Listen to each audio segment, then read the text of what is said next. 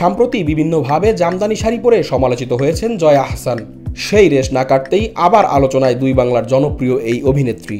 তবে এবার আর সমালোচনা নয়, ফুরফুরে মেজাজে সবজির বাগানে হাসি খুশি জয়ার প্রশংসায় ভাসছেন নেটিজনেরা।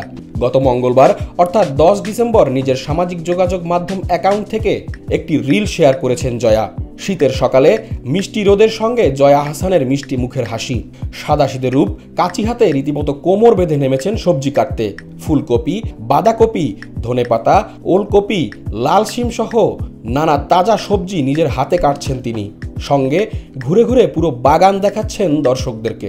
ভিডিওতে দেখা যায় সাদা রঙের টি শার্টের সাথে জিন্সের প্যান্ট ও জ্যাকেট পরে আছেন তিনি। মাথায় উঁচু করে বাঁধা ঝুঁটি এবং পায়ে লাল রঙের স্পঞ্জের স্যান্ডেল। পটু হাতে বাগান থেকে কেটে নিচ্ছেন তাজা সবজি। সঙ্গে রয়েছে তার পোষা কুকুরটিও।